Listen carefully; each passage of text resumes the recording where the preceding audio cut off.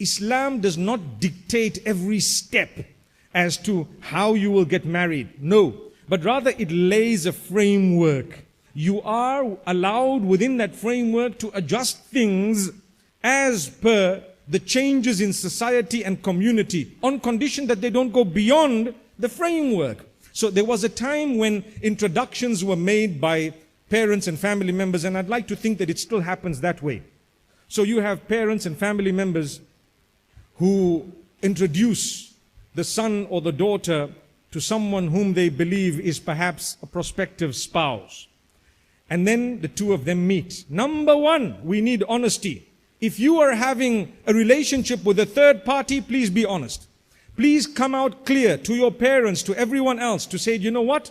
I am having a relationship with another person and I won't be able to consider this. Because the biggest punishment, and I'm saying this based on what comes to me in terms of queries and those who seek help, the biggest sin is when you're marrying someone knowing that you are involved with someone else.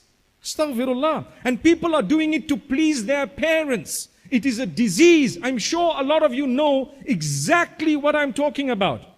So, my beloved parents, don't push your children to the degree that you've issued a death sentence to someone else's daughter or to someone's son when your daughter or son was involved with a third party and you blocked it, squashed it, and sometimes the way you dealt with it, they didn't even have the courage or the guts to let you know that there was something else going on. How many of us have heard of those whom out on their honeymoon, they're busy texting or sexting someone else? And that's supposed to be a honeymoon. It's a reality. When we talk about marriage and relationships, in this day and age, we have to raise these issues. Because if we don't, who is going to raise them?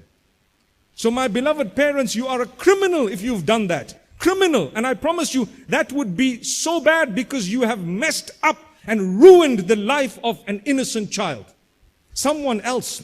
You've ruined their lives to the degree that you don't even realize they could have been happier with someone else, and they would have been happier had they not even been married.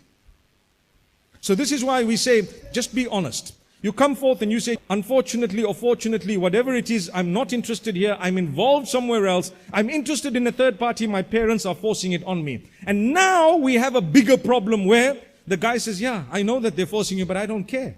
I don't mind, it's fine. What are you talking about? I've come across such cases, whether it's for immigration purposes, whatever other purpose it is. Wallahi, this is criminal behavior. This is absolutely unacceptable. It is against the basic rights of a child to choose the spouse. You're never allowed to impose a decision of who to marry as a parent. That's not a right that Allah has given you. The child has a right to refuse and to reject and to say, no, I'm not interested, and so on. You have to open your ears. You have to listen attentively. What do they want? What are they seeking? The introductions used to be made. I think they are still made in a lot of communities. If you don't get along, perhaps the first person introduced to you, you're allowed to meet them. And the meeting is not just a little tray that you pick up and you pass from one corner of the room to the other. And they're supposed to size you up in that moment and then say, or That's not how it works. You have every right to talk, to communicate, to interact, to see, to look. And they have a right as well. You need to talk, communicate, interact, see and look. And you need to know that until you're not satisfied, don't nod your head. Don't.